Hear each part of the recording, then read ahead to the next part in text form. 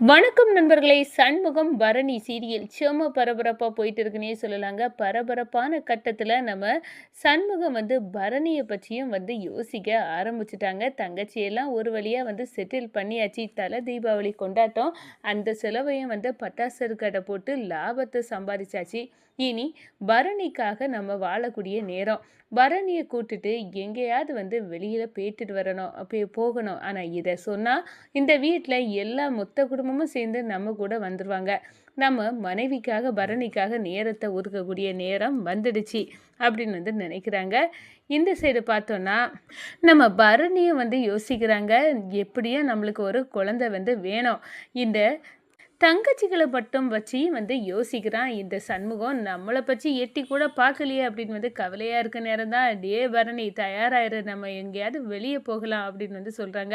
மொத்த குடும்பமும் நம்ம கூட கங்கணம் கட்டிட்டு வந்துரும். அதுல கவனமா இரு. நீ வெளிய வாயில விட்டுறாத. போக நேரத்துல சொல்லிட்டு போகலாம் அப்படின்னு அந்த இடத்துல சொல்றாங்க. சரி புருஷா, இப்போமாவது நீ என்னை பத்தி யோசித்தியே அப்படின்னு பரணி நினைக்கிறாங்க. இத இவங்க சந்தோஷத்த பார்த்து நான் வயத்தெரிச்சல் படுது நம்ம சமுத்திரபாண்டிய தாங்க இருக்கோம். அதை பற்றி தான் இந்த வீடியோக்குள்ளே பார்க்க போகிறோம். அதுக்கு முன்னாடி சேனலுக்கு லைக் அண்ட் சப்ஸ்கிரைப் பண்ணுங்கள் ஃப்ரெண்ட்ஸ். பக்கத்தில் இருக்க பெல் ஐக்கானையும் கிளிக் பண்ணுங்கள். அப்போ தான் நான் போடுற ஒவ்வொரு வீடியோவும் நோட்டிஃபிகேஷனாக உங்களுக்கு கிடைக்கும். வாங்க ஃப்ரெண்ட்ஸ், வீடியோக்குள்ளே போகலாம். ஃபஸ்ட்டு எடுத்த உடனே பார்த்தோன்னா சும்மா அதிரடியான பரபரப்பு கட்டந்தாங்க.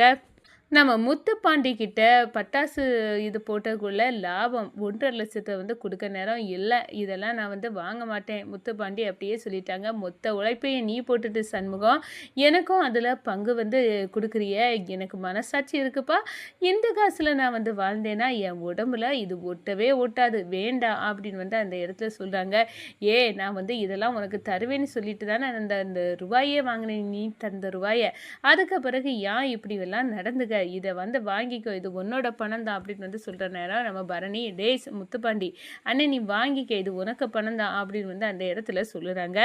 அதோட போய் நம்ம எசகி அன்னை வாங்காட்டினா விட மாட்டாங்க, நீ வாங்கிரு அப்படின்னு சொல்கிற நேரம் முத்துப்பாண்டி அந்த பணத்தை வாங்கிக்கிட்டு நேரடியாக நம்ம சண்முகம் இப்படி தந்துட்டாங்க, ஆனால் நம்ம இதை சண்முகத்துக்கு சேரும்படியாக நம்ம கொடுக்கணும் அப்படின்னு நினைக்கிறாங்க. சண்முகம் இல்லாத நேரம் பார்த்து நம்ம வைகுண்டத்தை கூப்பிட்றாங்க. இந்த பாரு மாமா, வீட்டு செலவுக்கு ஏகப்பட்டது ஆகும், இந்த பணத்தை நீங்கள் வீட்டு செலவுக்காக வச்சுக்கிடுங்க. ஐயையோ, இது எதுக்குப்பா இந்த பணம், எனக்கு வேண்டாம். ஏன்னா எல்லாமே இங்கே சண்முகம் நல்லா தான் எங்களை பார்த்துக்கிடான், இதில் இந்த பணம் தேவையே இல்லை அப்படின்னு அந்த இடத்துல சொல்கிறாங்க. மாமா, எனக்கு தெரியும் இந்த சண்முகம் உழைப்பை அவ்வளோ போட்டுக்கிட்டு எனக்கு மொத்தத்தையும் சுருட்டி தரண்டா, அவர் தான் தாராருன்னா நீங்களும் மாமா புரிஞ்சுக்கிடாம பேசுது அப்படின்னு கொடுத்துறாங்க. அதே நேரத்தில் பார்த்தோன்னா மீறி 11,00,000 வாங்கிக்கிட்டு நம்ம வீட்டில் கொண்டு நம்ம பாக்கியத்திட்ட கொண்டு கொடுக்குறாங்க.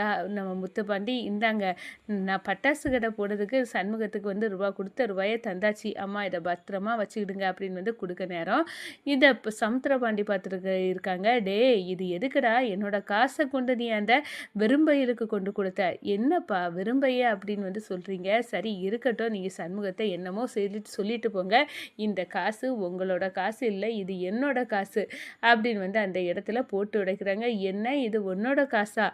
ஆமாம், இது நான் தானடா உன்னை படிக்கலாம் வச்சேன், நீங்கள் வச்சிருக்கலாம், ஆனால் இது என் சம்பாத்தியத்தில் உள்ள காசு, நான் இதை யாவனுக்கு கொடுக்கலாம், யாருக்குனாலும் கொடுக்கலாம், நீங்கள் வாயை மூடிட்டு கம்முன்னு இருக்கணும் அப்படின்னு அந்த இடத்துல சமுத்திரபாண்டியை அடைக்கிறாங்கன்னே சொல்லலாம். அதோட பார்த்தோன்னா நம்ம பரணியை பற்றி நம்ம சண்முகம் யோசிக்கிறாங்க. எல்லா வகையிலையும் பார்த்தா நம்ம தங்கச்சிகள் எல்லாம் ஒரு வழியில் செட்டில் ஆகியாச்சு. அவங்க வேலையை பார்த்துட்டு அவங்க மாப்பிள்ளை வீட்டில் சந்தோஷமாக இருப்பாங்க. நமக்கு நீ வாக்கப்பட்டு நம்ம பரணி மட்டும் என்னத்தை கண்டா, அவளையும் நம்ம சந்தோஷப்படுத்தக்கூடிய நேரம் வந்துடுச்சு. இப்போ அவ கூட தனியாக எங்கேயாவது இந்த வீட்டை விட்டு 2 நாள் போய் இருந்து சந்தோஷமாக அவளை பார்த்துக்க வேண்டியது என்னோட பொறுப்பு அப்படின்னு அந்த இடத்துல முடிவு பண்ணுறாங்க.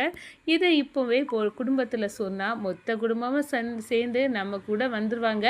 அதனால இருக்கட்டும், போக நேரம் சொல்லலாம் அப்படின்னு சொல்கிறாங்க. இதை பரணிக்கிட்ட முன்கூட்டியே சொல்லி வைக்கணும் அப்படின்னு நினைக்கிறாங்க. இருக்காங்க. அதோட வீட்டுக்கு போன உடனே நம்ம சண்முகம் வந்து நம்ம பரணிக்கு கையை பிடிச்சு சொல்கிறாங்க, பரணி நீ வந்து எனக்காக இவ்வளோ தூரம் என் வாழ்க்கையை அர்ப்பணிச்சிருக்கேல, இனி உன்னை பற்றியும் நான் பார்க்கக்கூடிய நேரம் வந்துட்டு அப்படின்னு வந்து சொல்ல நேரம் பரணி அப்படியே வந்து 1000 வால்ட் பல்பு கணங்க வந்து பிரகாசமாக இந்த முகம் இருக்குது.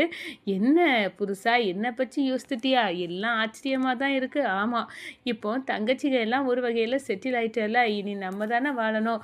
அதனால வந்து நான் ஒன்றை கூட்டிகிட்டு இந்த வெளியில் எங்கேயாவது 2 நாள் போயிட்டு வரேன் அப்படின்னு வந்து நம்ம சண்முகத்துக்கு வாயிலிருந்து வந்துட்டு இந்த வார்த்தையை கேட்டு ரொம்ப சந்தோஷமாக இருக்காங்க. நம்ம இதை வெளியே எங்கேயாவது சொல்லிடாத, அப்போ சொன்னால் மொத்த குடும்பமும் சேர்ந்து அங்கே வந்துடுவாங்க அப்படின்னு வந்து சொல்லினேன்னு நான் யாருக்கிட்டையும் சொல்ல மாட்டேன் அப்படின்னு வந்து நம்ம பரணி வந்து சொல்லி கேட்டுக்கிட்டு இதை அம்மா கிட்ட மட்டும் சொல்லலாமா அப்படின்னு வந்து அவங்க அம்மாவுக்கு நேராக வந்து கால் பண்ணுறாங்க. பாக்கியம், என்ன பரணி எதுக்காக கால் பண்ண?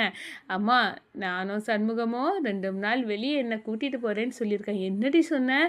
உன் மேலே அவருக்கு இம்புட்டு சண்முகத்துக்கு ஆசை வந்துட்டா அப்படின்னு வந்து கேட்க நேரம், ஆமாம்மா, என்னை கூட்டிகிட்டு போகிறேன், அவங்க தங்கச்சியெல்லாம் செட்டில் ஆகியாச்சுல, அடுத்தது நம்ம கதை தான் அப்படின்னு வந்து சொல்லியிருக்காரு இப்படின்னு வந்து சொன்னோன்னா, கூடிய சீக்கிரம் நீனும் ஒரு பிள்ளைய என் கையில் பெற்று கொடுடி பரணி, நான் அதை எப்படி வளர்க்கேன்னு பாரு அப்படின்னு வந்து அந்த இடத்துல சொல்லுறாங்க. இதை கேட்டுட்டு இருக்காங்க நம்ம சமுத்திரபாண்டி. என்னது பிள்ளையாடி, என்ன பரணிக்கு என்ன அப்படின்னு வந்து கேட்க நேரம், ஆமாம், சண்முகத்துக்கு வாரிசு இப்போ பரணிக்கு வயிற்றுல இருக்குது அப்படின்னு வந்து சொல்கிறாங்க.